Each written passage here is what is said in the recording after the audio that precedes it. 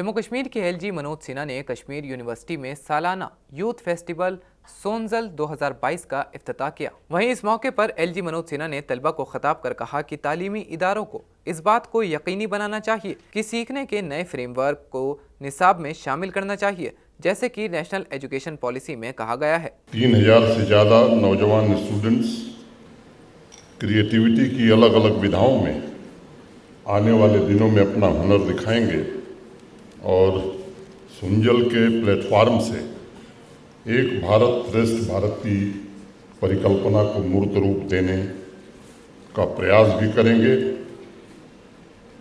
और आगे north zone youth festival और बाद में फरवरी 2023 में होने वाले नेशनल यूथ फेस्टिवल में हिस्सा भी लेंगे।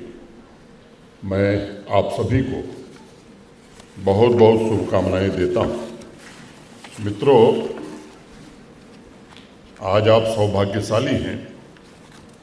एक ऐसे युग में आप विद्यार्थी हैं जब भारत के सम्माननीय प्रधानमंत्री ने आपकी पीढ़ी को, अभी जिसका जिक्र हुआ NEP 2020 नेशनल एजुकेशन पॉलिसी, सोच समझ करके देश के अनेक विद्वानों ने उसमें अपना योगदान दिया है और आपको ये सौगात के रूप में मिली है। एकेडमिक्स में ग्रीक फिलॉसफर अरस्तु का बड़ा महत्वपूर्ण स्थान है। बहुत से लोग उन्हें ज़्यादा मानते हैं। एक उनका स्टेटमेंट है जहाँ वो कहते हैं कि आइदर दिस और दैट, चूज। मैं थोड़ा वहाँ असहमत होता हूँ।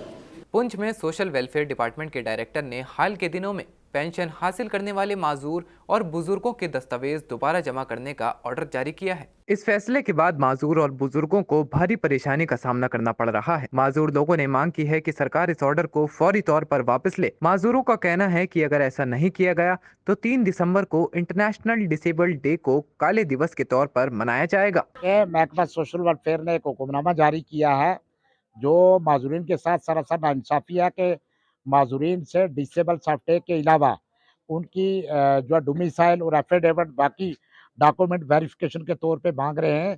और ये यहाँ ही सिर्फ पुंछ में नहीं बल्कि जम्मू कश्मीर के लिए डायरेक्टर जम्मू और डायरेक्टर कश्मीर ने ये एक बहुत बड़ा जुल्म किया माजूरीन के साथ, जिसकी हम मजम्मत करते हैं।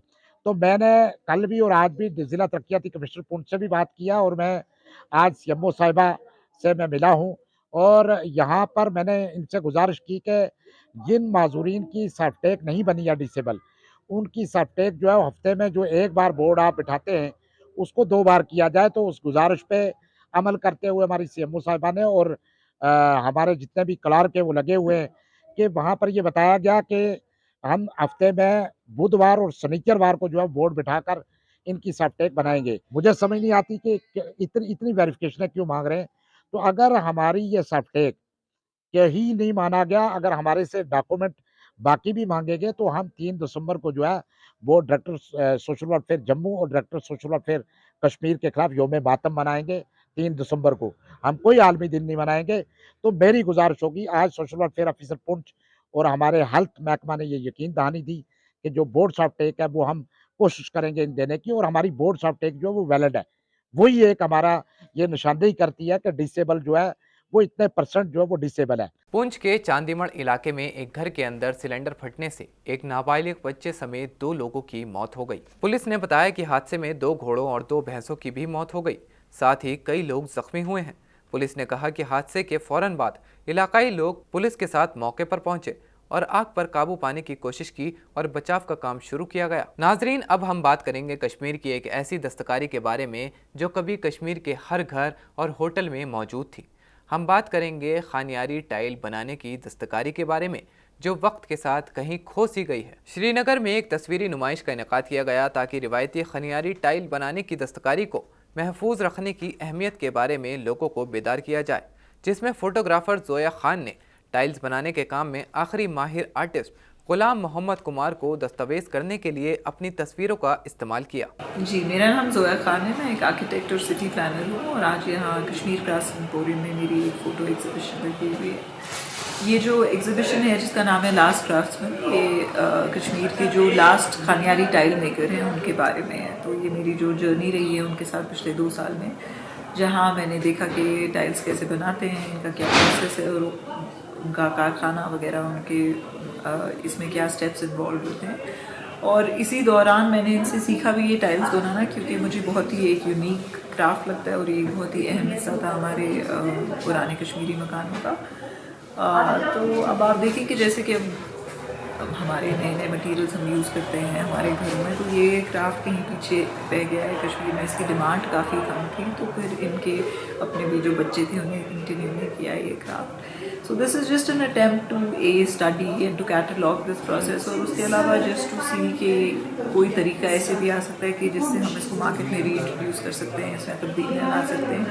क्योंकि अगर हमने वो नहीं किया है, इसके बाद शायद कोई भी नहीं है जो ये टाइल्स बनाएगा।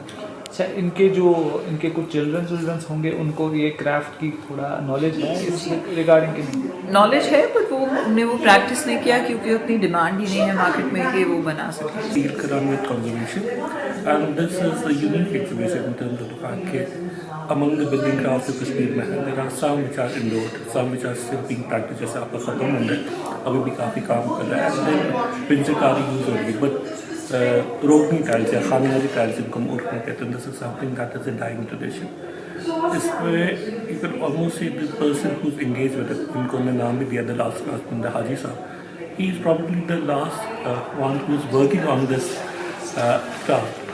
बट our hope is कि through this exhibition people get to know about this craft, and यहाँ पे काफ़ी मटेरियल्स यूज़ किए जाते हैं in terms of the floor.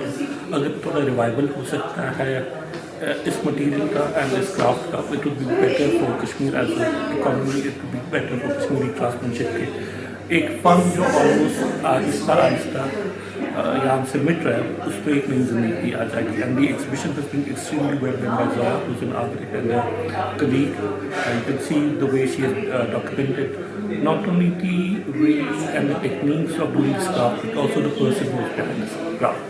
Because हर किसी क्राफ्ट की ज़िंदगी वो आदमी है, वो शख्स है जो इसके पीछे है। So this is beautifully done exhibition, I wish more people would come here. नाजरीन, मुल्क की बात में आज के लिए बस इतना ही। आप देखते रहिए तहजीब टीवी। मुझे दीजिए इजाज़त। आदाब।